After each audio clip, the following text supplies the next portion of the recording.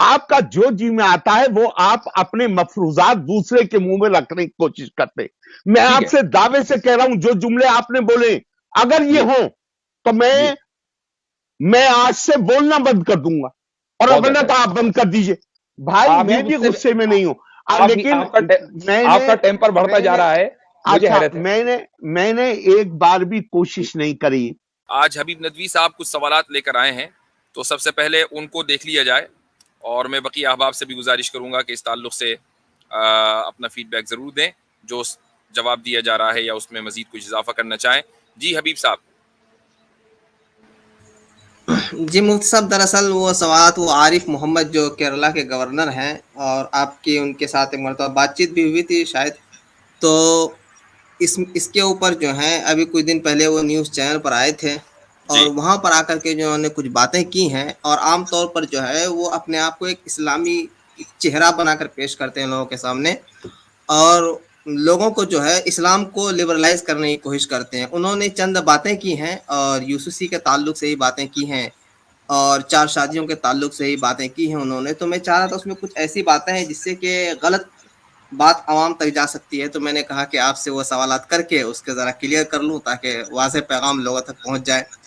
सही। तो उसमें सबसे पहली बात ये है मुफ्ती साहब के यूसुफ़ी के ताल्लुक से उन्होंने जो बात कही वो ये है कि एक ज़माने से तो खैर हिंदुओं के ऊपर जो है यूसीसी लागू है, यानी एक कानून है हिंदुओं के ऊपर, खुद उनका मजहबी कानून लागू नहीं है, बल्कि उनका जो अलग एक्ट बना है उसके अंदर हिंदू, जैन, बुद्धिस्ट सारे लोग आते हैं मुसलमानों को छोड़कर।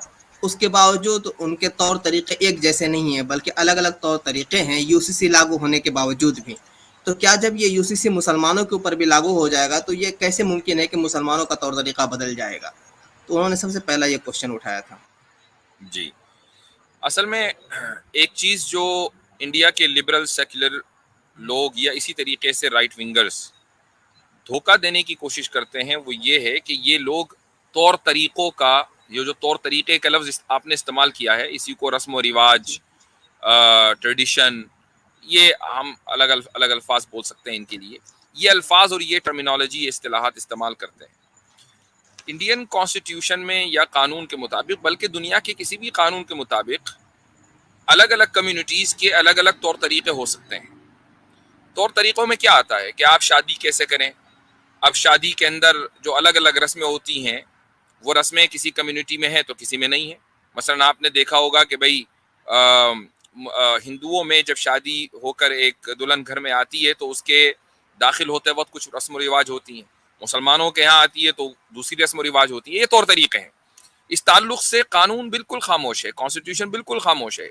कानून इस मामले के अंदर कोई दखल अंदाजी नहीं करेगा। या तौर तरीक़ों के अंदर कानून के मुताबिक इबादत भी आती है। कानून आपको इस चीज़ से नहीं रोकेगा कि आप नमाज पढ़ें, आप अपनी डेजिग्नेटेड एरिया में नमाज पढ़ें, कानून को कोई मसला नहीं है। आपको कानून इस बात से नहीं रोकेगा कि आप पूजा करें या माथा टेकें या बड़ों के सामने सर झुकाएं वगैरह वगैरह। ये सारे तौर तरीक़े हैं। यूसीसी का ताल्लुक तौर तरीक़ों से नहीं है, या मुसलमानों को इससे कोई ये शिकायत नहीं है कि हमारे तौर तरीक़े बदल जाएंगे। असल जो मसला है वो कानून के ऊपर, इस्लामी शरीयत के ऊपर अमल करने का है।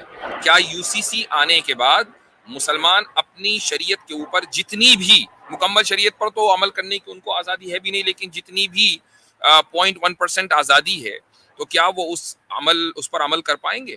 मिसाल के तौर पर एक मर्द को शरीयत में ये इख्तियार है कि वो तलाक दे, औरत को ये इख्तियार नहीं है। औरत को तलाक लेने का इख्तियार है, देने का इख्तियार नहीं है। लेकिन यूसीसी आने के बाद औरत को ये इख्तियार मिल जाएगा कि वो तलाक दे भी सकती है जिस तरीके से मर्द दे सकता है। तो क्या मर्द का ये जो हक़ तलाक है, इस पर यूसीसी ने कदगन नहीं लगाई? क्या इस इख्तियार को नहीं छीन लिया? तो ये कहना कि जी तौर तरीक़ों पर फ़र्क नहीं पड़ेगा, आपने गलत इस्तिलाह इस्तेमाल की। शरीयत के ऊपर, शरी जो हुकूक हैं उनके ऊपर फ़र्क पड़ेगा या नहीं। बात हुकूक की हो रही है, तौर तरीक़ों की नहीं हो रही है। जी जी, शायद इससे उनका कहने का जो मतलब हो ये हो कि ये उन लोगों के लिए तो हो सकता है जो धर्म को अलग और दीन को अलग, जो घरों के अंदर रखना चाहते हैं, बाहर की ज़िंदगी में नहीं रखना चाहते हैं, शायद ये उन लोगों के लिए ये चीज़ मुफीद हो सकती है। लेकिन इस्लाम के साथ तो ये मामला है नहीं। इस्लाम जैसा अंदर है वैसा बाहर है। इस्लाम जहाँ इंसान का ज़ाती मामला है तो और आम मामला भी इस्लाम है इंसान का, यानी इस्लाम के अंदर सियासत भी है और दीन भी है, सब शामिल है। اس اعتبار سے مسلمانوں کا دین. یہ مفتی صاحب بہت اچھا اور بہت بہترین بات آپ نے کیا. اچھا ویسے بھی عارف محمد خان جتنا بھی انٹرویو وغیرہ دے رہے ہیں 2018 کے بعد سے 17 کے بعد سے, میری شاید ان سے بات 2017 میں ہوئی تھی, تو وہ وعدہ خلافی کر رہے ہیں. ان کا ایک انٹرویو اور ان کی ایک تقریر مجھ سے کیے ہوئے وعدے کی خلاف ورزی ہے, اور اس کی وجہ یہ ہے کہ میری اسٹریم میں انہوں نے مجھ سے یہ کہا تھا کہ اگر ایک حدیث کا میں نے ان کو حوالہ دیا کہ آپ نے اس حدیث کا غلط ترجمہ کیا ہے, تو وہ کہنے لگے کہ اگر آپ یہ ثابت کر دیں کہ میں نے یہ ترجمہ کیا ہو تو میں تقریر کرنا چھوڑ دوں گا, اور میں نے یہ ثابت کر دیا. بات بتاتا ہوں, آپ نے عارف صاحب ایک تقریر میں یہ کہا کہ آپ کسی بھی مولوی کو پکڑو اور اس سے کہو کہ بھئی افشوا السلام بینکم کا ترجمہ کیا ہے, تو وہ یہ کہے گا کہ اسلام پھیلاؤ, حالانکہ ترجمہ یہ ہے کہ پیس پھیلاؤ. یہ پہلی مرتبہ میں نے آپ سے سنا ہے کہ کوئی بھی عالم اس کا ترجمہ اسلام پھیلاؤ کرتا ہے, حالانکہ ہم نے نہ اس کا ترجمہ کہیں یہ پڑھا اور نہ ہی ہم اس کا ترجمہ کرتے ہیں. تو یہ جو الزام تراشیاں ہیں, یہ جو غلط بیانیے ہیں, کیا ان غلط بیانیوں کے لیے آج کے اس ڈسکشن کے دور میں کوئی جگہ ہے؟ عارف صاحب آپ الزام لگاتے رہیے, کیا فائدہ بولنے سے؟ نہیں, اچھا یعنی کمال ہے, یہ تو آپ کی ویڈیو میں ہے. یا تو آپ مجھے وہ جملہ مجھے سن, آپ اگر یہ ہو جائے, اتنا ہی اگر ثابت ہو جائے جی تو آپ جو کہیں گے وہ میں سزا لے لوں گا, ورنہ تو آپ لے لیجیے گا. بہت بہت بہتر, شکریہ, بہت بہت بہتر. اگر آپ مجھے پہلی بات تو بینکم, ایک منٹ دے دیں, یا تو بولنے دیجیے یا پھر آپ ہی بولتے رہیے.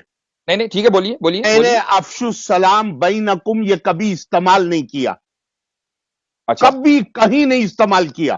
میں نے کہا یا ایھا الناس افشوا السلام واطعموا الطعام, آپ کے جو جی میں آتا ہے وہ آپ, جو آپ کے جی میں آتا ہے وہ آپ بولتے ہی چلے جاتے. افشوا السلام کا ترجمہ آپ نے یہ کیا کہ نہیں؟ مجھے بولنے تو دیجیے نا ذرا سا. اسلام پھیلاؤ آپ نے ترجمہ کیا کہ نہیں کیا؟ تو پھر آپ ہی بولیے, آپ ہی بولیے. آپ کی تو ویڈیو ہے, آپ کی تو ویڈیو ہے, کمال ہے. آپ جب ڈسکشن میں دیکھیں, میں ویڈیو میں اسی لیے تو کہا کہ آپ مجھے مس کوٹ کر رہے ہیں.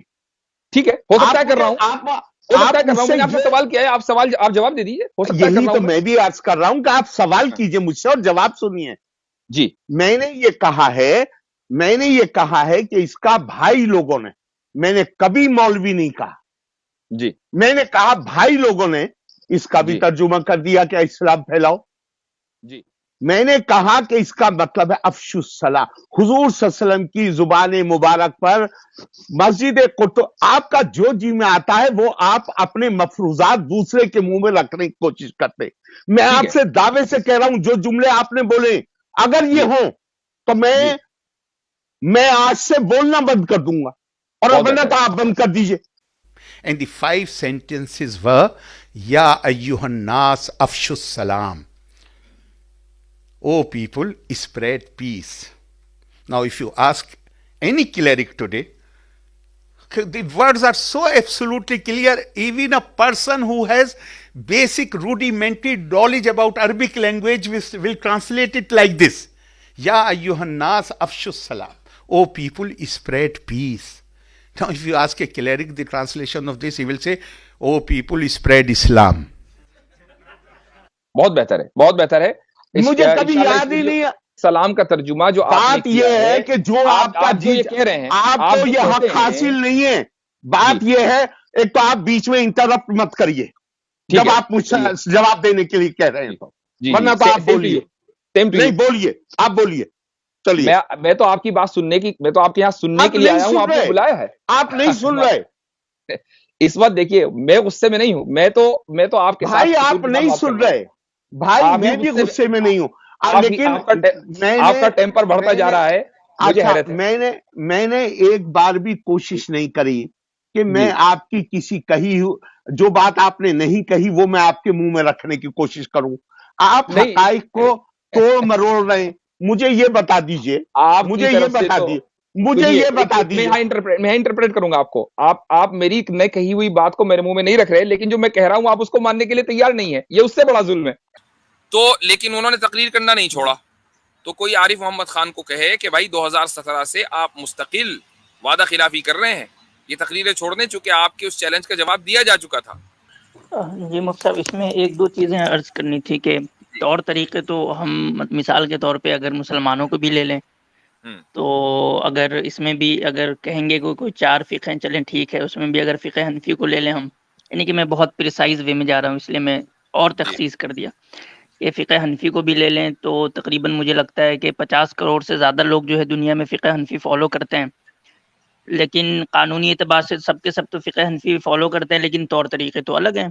مثال کے طور پہ جو ترکی میں ہیں ان کے طور طریقے ہم سے الگ ہیں، جو سینٹرل ایشیا میں ہیں ان کے طور طریقے ہم سے الگ ہیں۔ تو یہ طور طریقے کو اور کہہ لیں کہ قانونی جو پہلو ہے، دین کا جو قانونی پہلو ہے، اس کو ایک کر کے یہ ایک فریب دینے کی کوشش کر رہے ہیں۔ تو طور طریقے تو وہ ایسے بھی نہیں بدلیں گے، وہ تو ہندوستان میں ہی مسلمان اگر کیرلا میں چلے جائیں اور نارتھ میں چلے جائیں تو ان کے طور طریقے الگ ہوتے ہیں، لیکن وہ ایک شریعت پہ عمل کر رہے ہوتے ہیں۔ تو جی ہاں، یہ بات شاید جی بالکل صحیح ہے۔ اس کی ایک مثال میرے ذہن میں آئی، آپ نے جو سینٹرل ایشیا کا حوالہ دیا، اسلام میں چاہے کسی بھی فقہ کو آپ فالو کریں، حلال گوشت ہی کھایا جا سکتا ہے، حرام گوشت نہیں کھایا جا سکتا، چاہے آپ کسی بھی فقہ میں چلے جائیں۔ ہاں، اس حلال گوشت کی تفصیل میں کہ بھئی حلال گوشت کون کون سا ہے، کیا کیا جانور آتے ہیں، کیا کیا نہیں آتے، اس میں اختلاف ہو سکتا ہے، لیکن حلال اور حرام میں کوئی اختلاف نہیں ہے۔ لیکن حنفی اسکول میں ایک مسئلہ آتا ہے کہ کیا گھوڑے کا گوشت حلال ہے یا نہیں۔ تو سینٹرل ایشیا میں جو مسلمان ہیں وہ عام طور سے گھوڑے کا گوشت کنزوم کرتے ہیں، اور ان کے ہاں گھوڑے کو اسی طریقے سے ذبح کیا جاتا ہے جس طریقے سے دوسری جگہ بھینسوں کو اور بکروں کو اور گائے کو ذبح کیا جاتا ہے، اور باقاعدہ یعنی یہ ایک کامن کھانا ہے ان کا۔ لیکن اگر آپ انڈیا، پاکستان، بنگلہ دیش میں چلے جائیں تو کسی کے تصور میں بھی نہیں ہے کہ وہ گھوڑے کو کھائے گا، حالانکہ فقہ حنفی کی روح سے گھوڑا حلال ہے، لیکن یہ طور طریقے کا فرق ہے، قانون نہیں بدلا، طور طریقہ بدل گیا۔